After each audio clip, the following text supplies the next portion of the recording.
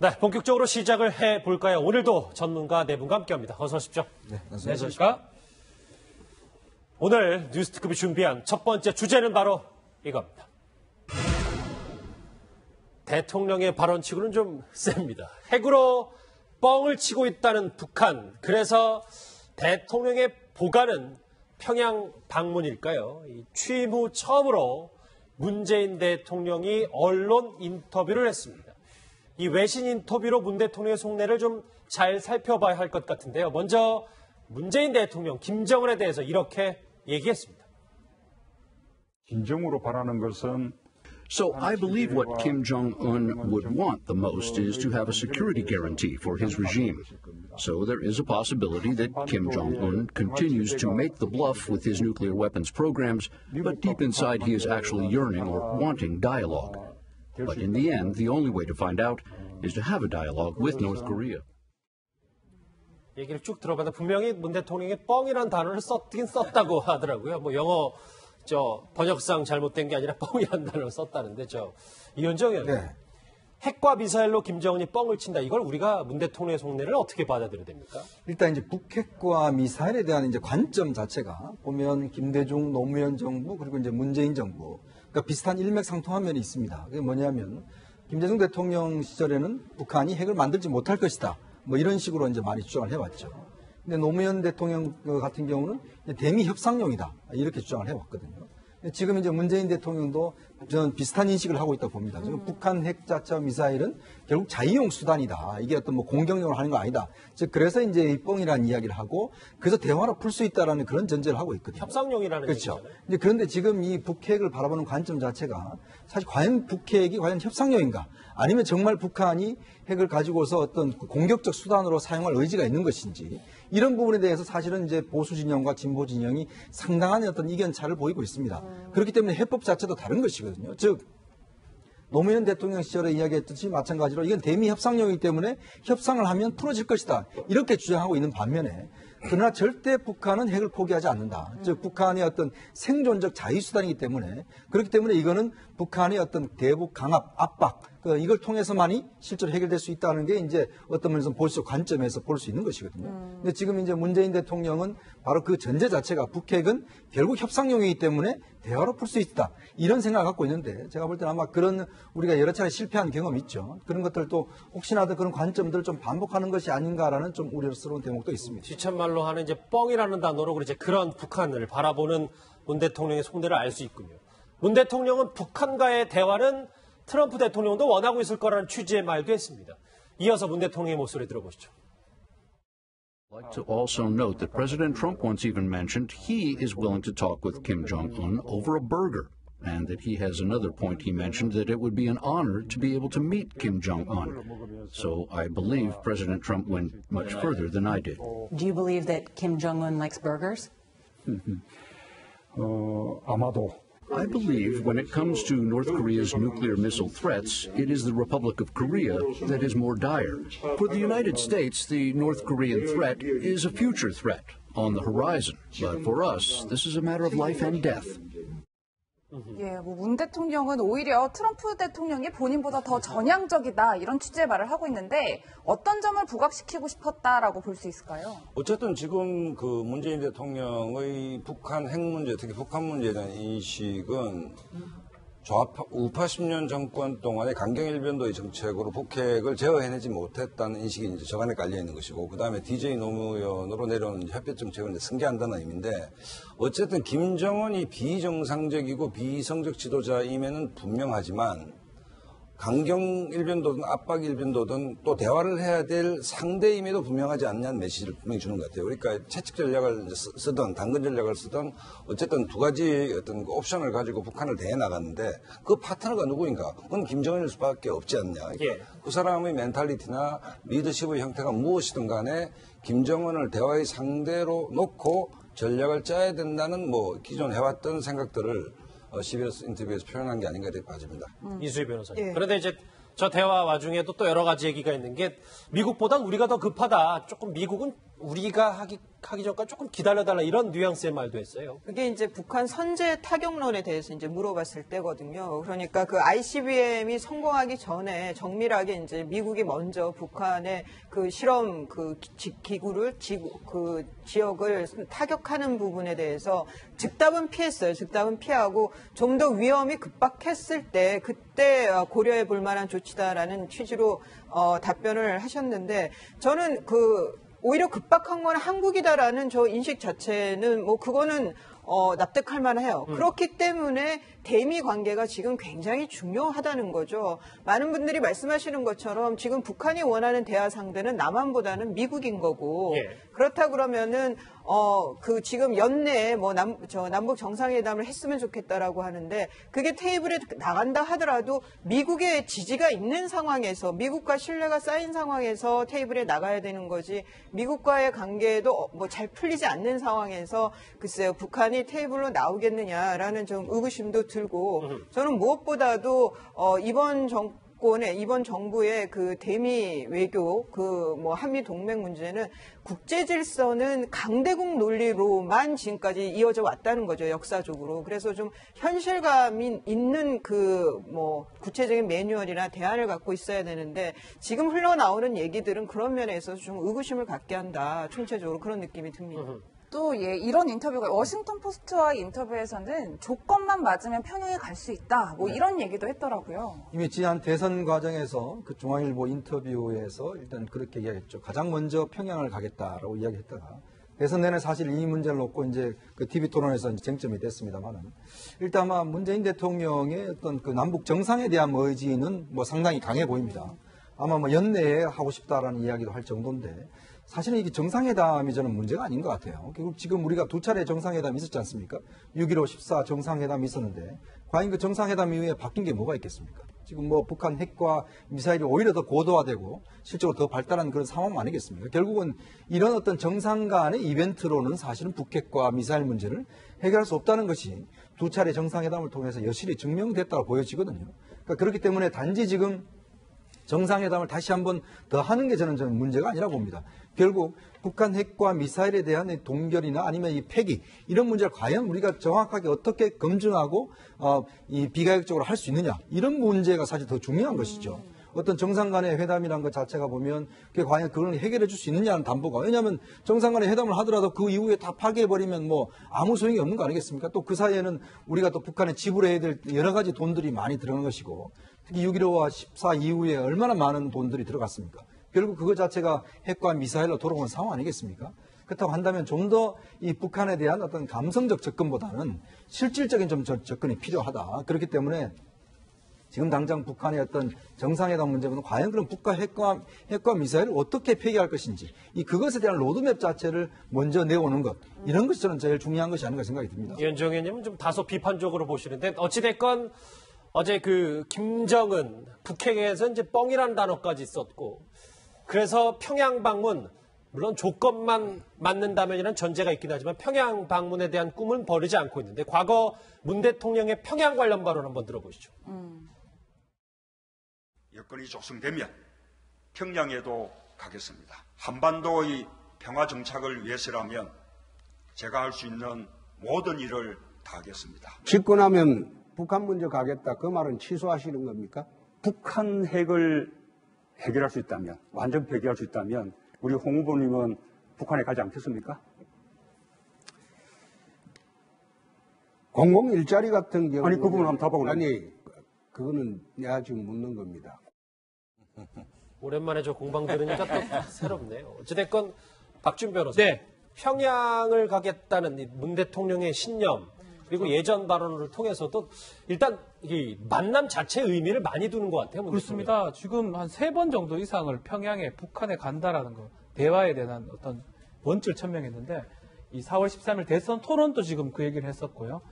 대통령 취임식 때도 여건이 되면 평양도 가겠다라고 얘기를 했었고 또 워싱턴 포스트하고 보도 그 인터뷰도 평양 가는 건 여전히 좋은 생각이었는데 아마 대화의 어떤 대화 해결에 자신감이 있는 게 아닌가. 그 자신감이고 만나서 해결할 수 있다라는 확실한 어떤 자신감이 있고 햇볕 정책에 대한 계승자로서 본인이 가장 맞다. 또 거기에는 실향민의 또 아들일 수 있습니다. 흥남. 예. 그런 어떤 자신감이 있고 김정은을 만나서 설득할 수 있고 내용을 들을 수 있다. 이 표현을 계속적으로 하는 걸로 보입니다. 평양 방문을 강조하는 이 문 대통령의 말, 사실 문재인 대통령이 표현하는 여러 별칭 중 하나가 실향민의 아들 이 얘기인데요. 문 대통령이 부모님에 대해 회상한 적이 있습니다. 그 목소리 한번 같이 들어보시죠. 우리 6.25 전쟁 때 흥남에서 피난 내려온 우리 국제시장 영화 보셨죠?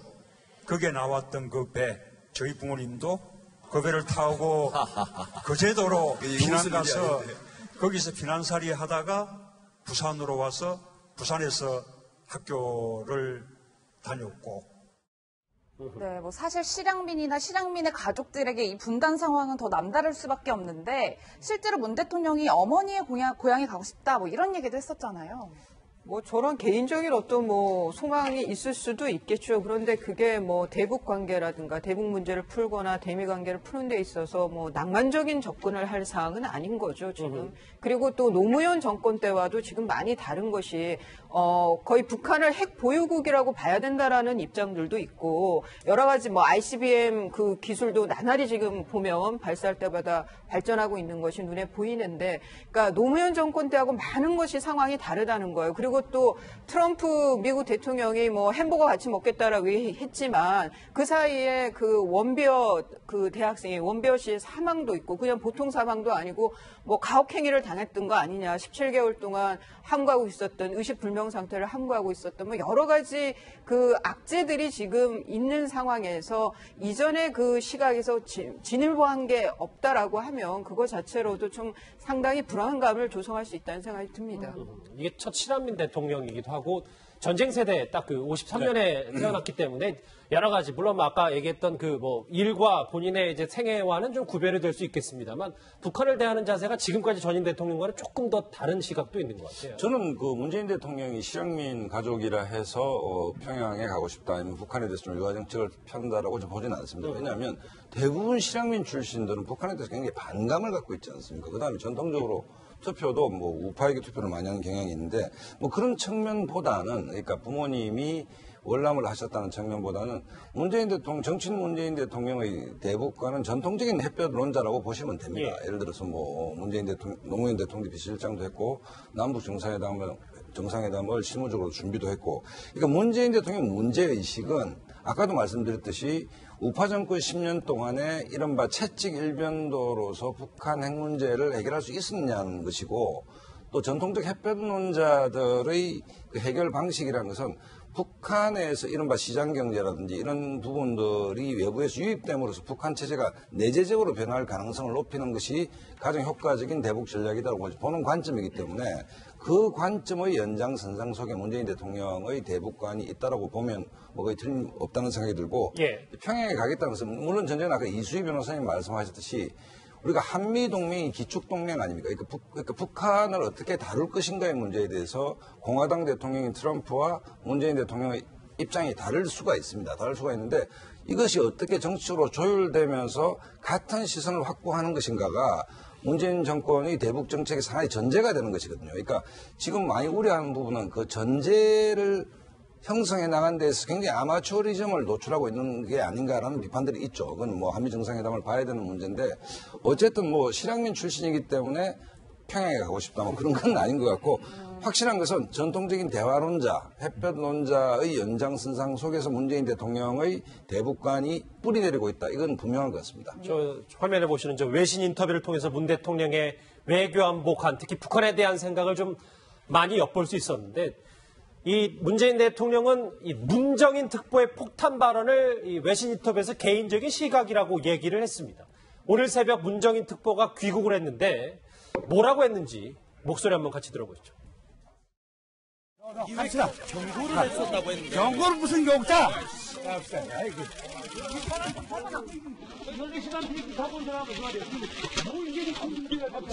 자, 됐어요, 보니까. 문제는 없으니까. 이 사람들 참, 무슨 보이냐. 나는 특보이지만 연세대학 교수가 내 직업이고 내가 대통령이 해주는 거는 자문을 주는 거예요. 내 자문을 대통령이 택하고 안 하는 것은 그분의 결정이에요. 그러니까 그 이상 이제 안 할게요. 그만. 야, 피곤하니까 그만. 너. 예, 물론 장시간 비행을 하면 좀 피곤할 수 있기는 한데 그래도 굉장히 거침없이 얘기를 하시는 것 같아요. 네, 일단 제가 뭐 문재인 특보 아마 저렇게 화나신 모습 저도 처음 뵙는 것 같은데 아마 이제 그 발언의 파장 자체가 이제 간단치 않았기 때문에 상당히 좀 국내 기자들의 어떤 질문에 상당히 좀 예민하게 반응을 하신 것 같습니다. 그렇지만 일단 문정인 특보는 뭐 자타공인하듯이 사실 문재인 대통령의 외교적 멘토입니다. 그리고 지금 현재 외교안보 라인이 대부분 또 문정인 특보와 연결되어 있는 분, 아주 친한 분들로 구성이 되어 있기 때문에 실질적인 큰 틀은 이제 공유하고 있다고 봐야겠죠. 오늘도 아시겠지만 추미애 대표가 사실은 문정인 특보를 아주 옹호하는 발언도 했을 뿐만 아니라 당에서는 사실 문정인 특보의 발언에 대해서 적극적으로 지금 옹호하고 있는 그런 상황이거든요. 그러니까 그런 것들이 지금 청와대는 개인적인 의견이다라는 것과 지금 상당히 좀 간극이 생기는 것이죠. 그렇기 때문에 실제로 본다면 전체적으로 과연 그럼 청와대가 문정인 그 특보한테 경고를 했느냐 이런 것도 좀 의아심을 나타낼 정도로 지금 어떤 서로 좀 감이 다른 상황인데 그러니까 제가 볼 때는 아마 문재인 대통령도 문정인 특보의 큰 틀에서는 다 동의를 할 겁니다. 같은 생각을 하고 그렇지만 그걸 과연 현재 시점에서 이야기하는 것이 옳았느냐 말았느냐 그 어떤 시점의 문제 그러니까 어떤 방식의 문제 그런 것에서 좀 속도의 차이가 날 뿐이지 실제적인 큰 틀 자체는 저는 공유하고 있지 않는가 싶습니다. 물론 뭐 저게 보니까 새벽 4시고 대단히 이른 새벽에 공항에 떨어졌기 때문에 뭔가 다 예민하고 신경질적일 수도 있겠지만 근데 발언을 보면 박상원 소장님 학자로서 한 얘기라고 본인은 이제 좀 약간 평가절하 본인 스스로의 발언을 무게감을 떨어뜨리는데 이것 또한 좀 무책임한 얘기는 아닌지 싶은데요. 아니 이제 논란이 되는 대목이 문정인 특보의 그 논리의 옳고 그름을 떠나서 특별보좌관 대통령을 보좌하는 사람이 이제 저렇게 미국 가서 미국 줘야 되고 저렇게 얘기를 할 수 있냐, 저게 보좌관의 자세냐, 이선은 말이 없어야 되는데 이제 이렇게 비판하는 국내 여론이 지금 비등합니다. 그런 부분에서 이제 문정인 특보 같으면 좀 짜증스러운 반응을 낸 것 같은데 저는 이 부분이 굉장히 정교하게 계산된 것일 수도 있다라고 보는 것이 문재인 대통령의 방미를 앞두고 문재인 대통령의 대북 정책에 가장 큰 영향력을 행사한다고 자타가 공인하는 미국이 그걸 모르겠습니까? 문정인 특보가 미국 가서 굉장히 민감한 발언들을 쏟아냈습니다. 이건 왜 그랬을까?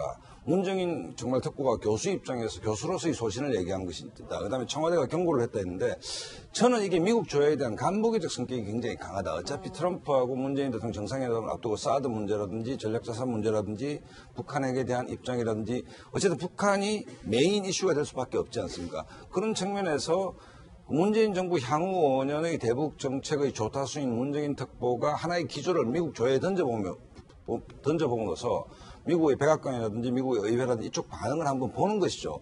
그런 측면에서 굉장히 기획되고 계산된 발언이었을 가능성이 높다라고 개인적으로는 좀 보는 것이고 그다음에 뭐 그렇지가 않다면 거침없이 그냥 학자의 소신으로 얘기했다라고 문정인 교수가 얘기하는데 그것은 잘못된 것이죠. 사실은. 그러니까 논리의 잘못보다는 보좌관이 그 정상회담을 앞둔 상태에서 개인의 소신을 필터링 없이 저렇게 막 던져도 되는 것인가. 그것도 한미 관계에서 그런 비판이 있지만 뭐 정확한 팩트는 뭔지 모르지만 저 개인적인 생각으로는 정상회담을 앞두고 상당히 더 치밀하게 계획된 시나리오하에서 문정인 그 특보의 미국 발언이 나오지 않았나 이런 생각을 듭니다. 이현정 의원님, 저도 이 말씀을 이어받아서 질문을 드리면 특보가 이렇게 미리 가서 좀 폭을 넓혀놓고 대통령이 가서 좀 더 운신의 폭을 넓혀서 자유롭게 이야기할 수 있도록 대화의 장을 마련한 것 아니냐, 뭐 이런 시선들도 있더라고요. 그렇죠. 물론 뭐 이제 특보의 발언이라는 게 조금 이제 자연스러울 수 있으니까 미국 쪽의 반응을 미리 떠보고 또 이제 이 말 자체는 거의 또 기정사실화하고 이제 그런 상황 속에서 이제 문재인 대통령이 협상을 해나가는 뭐 예를 들어 굿캅, 배드캅 같은 뭐 나쁜 경찰, 좋은 경찰 같은 이제 그런 역할을 서로 어떤 역할 분담을 한 것이 아니냐 이제 그런 시각에도 볼 수가 있는데 사실 이번 정상회담은 제가 볼 때는 이제 그 어떤 이 정부도 들어서서 처음 이루어지는 정상회담이고 또 트럼프도 마찬가지로 지금 상당히 우리가 처음 만나는 거 아니겠습니까? 트럼프가 어디로 튈지 모르는 상황이고 우리가 한미동맹이 우리 아주 가장 중심적인 기축 동맹을 한다면 좀 더 좀 모험적인 그런 너무나 좀 한 것이 아닌가 사실은. 왜냐하면 만약에 이게 예를 들어 우리가 그 이명박 대통령 때 그 한미 FTA를 가면서 그때 이제 광우병 문제 때문에 사실 그 이후에 후폭풍이 굉장히 컸지 않습니까? 예. 그리고 시위가 많이 이어지고 사실 이게 이명박 정부의 초기에 굉장히 혼란의 큰 원인이 됐지 않습니까? 그렇다고 한다면 지금 한미 정상회담이 혹여 이제 그런 상황으로 발전할 수 있는 가능성이 좀 있기 때문에 사실은 굉장히 제가 볼 때는 좀 로우키로 즉 낮은 수준에서 또 안정적으로 사실은 회담을 해야 되는데 이렇게 논란이 되어버리면 실제로 미국 쪽에서 트럼프가 뭔가 조금의 이야기만 조금 하더라도 국내에 올 수 있는 파장은 제가 볼 때 굉장히 크다고 보여지거든요. 예를 들어서 뭐 악수할 때 서로 간에 예를 들어서 지난번 메르켈 그 총리 같이 악수를 안 해버렸지 않습니까? 그런 거 마찬가지로 그런 조금의 어떤 문제의 어떤 그 간극이 벌어진다면 실제 국내 정치에 미칠 수 있는 영향이 굉장히 크기 때문에 좀 더 안정적으로 가져가야 되는데 지금 뭐 그 일주일밖에 남지 않은 한미 정상회담 앞두고 양측이 뭔가 좀 이겨내는 듯한 이런 모습 자체가 국민들로 하여금 굉장히 좀 불안감을 갖게 한다. 이런 면에서 본다면 조금 너무 예를 들어서 우리가 이 문제를 좀 쟁점화시킨 것이 아닌가 또 논란을 시킨 것이 아닌가 이런 좀 우려가 있는 것이죠. 그러니까 엇박자 우려를 하셨는데 오늘 저 도종환 문체부 장관이 이런 비슷한 얘기를 했어요. 그러니까 뭐 오늘 얘기는 아니고 어제죠. 이 남북 단일팀을 위해 협의할 계획이다. 그러니까 여자 아이스하키 남북 단일팀을 추진한다라는데 저 이수희 변호사 예. 시점이 맞는가 여부에 대해서 글쎄 좀 저 얘기가 논란이 좀 있어요. 그러니까 이게 지금 뭐 그 도종환 장관이 하고 청와대하고 이렇게 정교하게 의견 조율을 하고 정책 조율을 해가면서 저런 말씀을 한 건지 아니면은 그 도 장관의 개인적인 그 본인의 견해에 따른 그 정책 추진을 얘기하는 건지는 모르겠습니다만은 어느 거든 여하튼 이번 정권에서의 그 인사들이 동일한 비슷한 대북 그 관을 갖고 있는 대북 정책관을 갖고 있는 사람들끼리 모여 있다는 거는 뭐 지금 명약관화한 것 같습니다. 이런 저런 정황으로 봐서. 그런데 지금 그러니까 대북 정책을 어떻게 해야 되느냐, 뭐 햇볕으로 해야 되느냐, 강경으로 가야 되느냐 정답이 없이 굉장히 어려운 문제이죠. 다만 위험성이 그나마 더 적고 그리고 현실성이 그나마 더 많은 그 정책으로 가야 되는 게 대북 정책으로 보이는데 그런 관점에서 본다라고 했을 때 지금 앞서 말씀드렸던 뭐 핵 보유라든가 뭐 원비어 그 사망이라든가 여러 가지 또 트럼프의 그런 그 좀 독특한 성향들 그 뭐 이런 저런 것들을 다 감안을 했을 때 이런 그 뭐랄까요 정책이라고 표현해야 될까요? 뭐 이런 것들이 지금 시기에 적절하냐? 예. 그리고 그 문제가 지금 계속 그 의심을 사게 하는 거죠. 하나만 추가드리면 이제 그 도종환 장관이 어제 마식령 스키장에서 이제 그 공동 분산 개최 이야기 했지 않습니까? 근데 마식령 스키장이 아시다시피 김정은이 굉장히 심려를 교는 것인데 실제로 거기에 여러 가지 그 자재들이 투입되는데 이게 지금 대북 제재를 어기고 서방 국가에서 다 그러니까 수입된 겁니다. 그렇기 때문에 이 유엔 차원에서 그 문제와 관련해서 굉장히 지금 문제가 되고 있는 상황이거든요. 근데 그런 스키장에 예를 들어서 지금 올림픽을 공동 개최한다. 이렇게 될 경우는 이 국제적인 문제가 될 수 있습니다. 그러니까 그런 어떤 세밀한 문제까지도 과연 좀 그 조율을 하고 나온 발언이 정교하지 못했다는 그러니까 그런 면에서 볼 때는 굉장히 좀 아마추어적인 발언이 아닌가 저는 그렇게 생각이 듭니다. 저도 한 말씀 보태는 게 지금 뭐 문재인 정권이 북한에게 화해 협력 정책을 기조로 한다는 거에 대해서는 저는 당연한 면도 있다. 왜냐하면 진보 정권이기 때문에 진보 정권의 스탠스를 이어가겠다는 것은 뭐 그럴 수 있다라고 보지만 국민들이 걱정하는 대목은 이현정 의원 지적하신 바처럼 이게 좀 프로페셔널하게 접근하는 거예요. 프로인지 아마추어인지에 대한 불안감이 있다는 것이죠. 아까 그 문정인 특보 미국 발언도 그렇지만 지금 인비어 문제하고 미국 내의 여론이 그 최악의 상황에서 굳이 이런 구상들을 가지고 있다 하더라도 유엔 제재 문제도 있고 여러 가지 복잡한 문제가 있는데 문화체육부 장관이 툭 던질 수 있는 문제는 아니거든요. 그러니까 국무회의 석상이라든지 전체적으로 좀 조율되면서 특히 북한 문제 같은 경우에는 우리 국내 여론이 양쪽으로 완전히 갈라질 수 있는 민감한 소재 아닙니까? 그다음에 미국이란 파트너도 있고 중국이란 파트너도 있고 또 세계에서 제일 다루기 힘든 김정은이라는 존재도 있는 것이기 때문에 문화체육부 장관이 하나의 아이디어 차원에서 이런 문제를 툭툭 던졌을 때는 특히 뭐 미국과의 지금 그 한미 정상회담을 앞두고 있는 상태에서 도종환 문체부 장관이 이런 뭐 한미 장관을 준비하는 주무장관이 전혀 아니지 않습니까? 그런 차원에서 이런 문제가 돌발적으로 나왔을 때는 오히려 협상력을 떨어뜨릴 뿐만 아니라 국내 여론이 또 이렇게 갈라질 가능성도 있기 때문에 진짜 국민들이 걱정하는 것은 뭐 제대로 된 그 화해협력 정책을 추진한다면 그걸 누가 뭐라 하겠습니까만은 이런 형태로 좀 중구난방 내지 극단적인 아마추어리즘이 아닌가에 대한 불안감은 기저에 굉장히 깊게 깔려 있다고 저는 봅니다. 뭐 체육 관련해서 주무장관이긴 합니다만 이제 통일부 외교부와도 좀 협상을 그렇죠. 해야 되는 얘기이신 거죠. 문재인 대통령이 이렇게 손을 내밀려고 하고 있음에도 북한의 소행이 또 하나 밝혀진 게 있습니다. 바로 무인기인데요. 오늘 국방부 이렇게 밝혔습니다. 들어보시죠. 분석 결과 금년 5월 2일 북한 강원도 금강군에서 이륙한 북한의 무인기가 송주 사드 배치 지역을 촬영 후 복귀 중 추락한 것으로 이는 명백한 북한의 소행으로 확인하였다. 송주 기지와 우리 전방 지역에 군사 첩보를 수집하도록 계획되었고